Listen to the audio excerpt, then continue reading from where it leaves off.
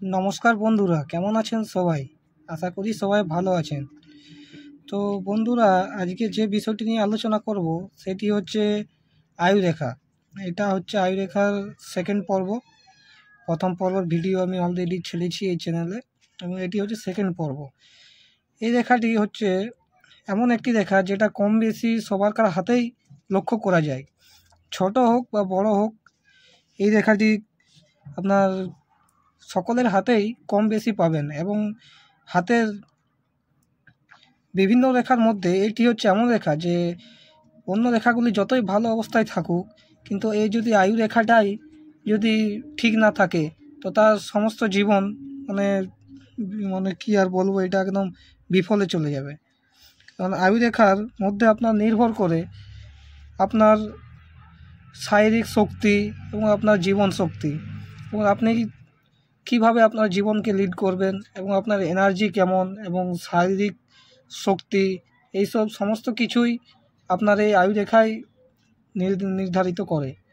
তো বন্ধুরা, আয়ুরেখা যদি অগভীর হয়, সেকেন্ড পর্বের মধ্যে আয়ুরেখা যদি অগভীরভাবে এবং তা যদি চওড়া ধরনের, একটু চওড়া করে দিই আমি,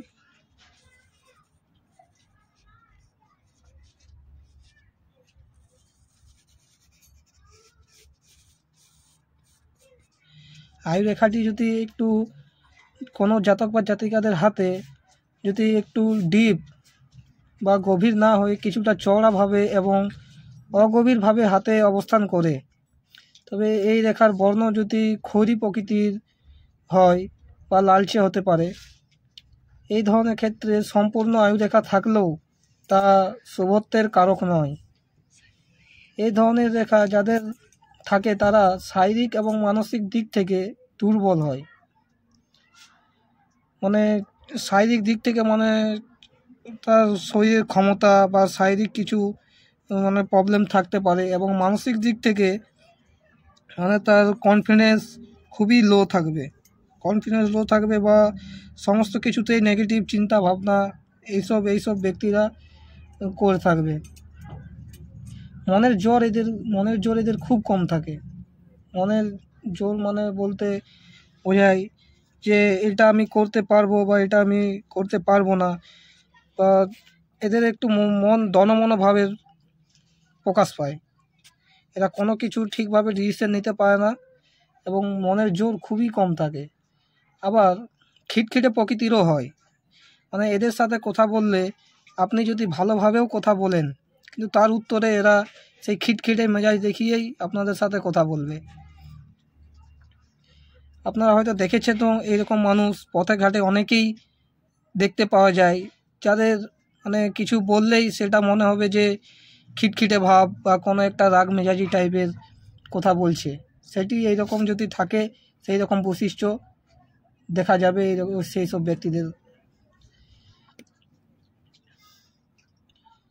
অনেক সময় অন্য ব্যক্তির প্রতি, অনেক সময় এইসব যদি এমনি থাকে, তো অনেক সময় অন্য ব্যক্তিদের প্রতি এদের একটু জ্বলন ভাব বা সন্দেহ প্রবণতা এদের মধ্যে আসতে পারে।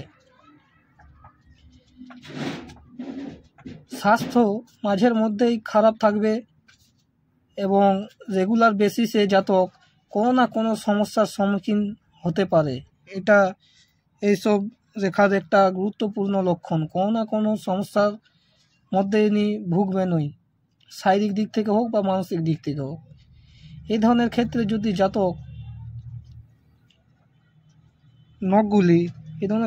জাতকের নখগুলি বিশেষভাবে দাগযুক্ত হয়, নখগুলি যদি আপনার বিশেষভাবে কোনো অশুভ চিহ্ন বা নখের মধ্যে আপনার কোনো দাগ লক্ষ্য করা যায়, তবে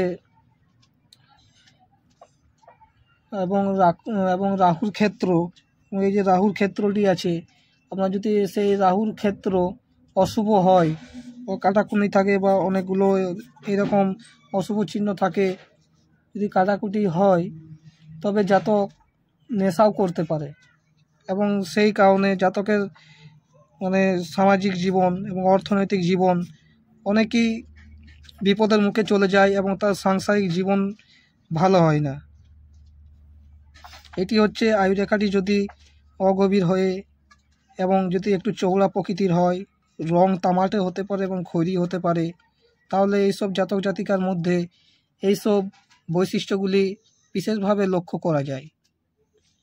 এটা হচ্ছে আয়ুরেখার সেকেন্ড পর্ব নিয়ে এতটাই বললাম। এবার নিয়ে আসবো নতুন ভিডিওতে, যেখানে থাকবে আয়ুরেখারই এক নতুন টপিক। তো বন্ধুরা এখন রাখছি এবং পরের ভিডিওতে দেখা হবে। তো যদি ভিডিও ভালো লেগে থাকে তো লাইক করুন, কমেন্ট করুন এবং সাবস্ক্রাইব করুন এবং বেল আইকনটি বাজিয়ে দেবেন যাতে আমার নতুন নতুন ভিডিওগুলি প্রথমে পাওয়ার জন্য। ধন্যবাদ বন্ধুরা, ভালো থাকবেন সবাই।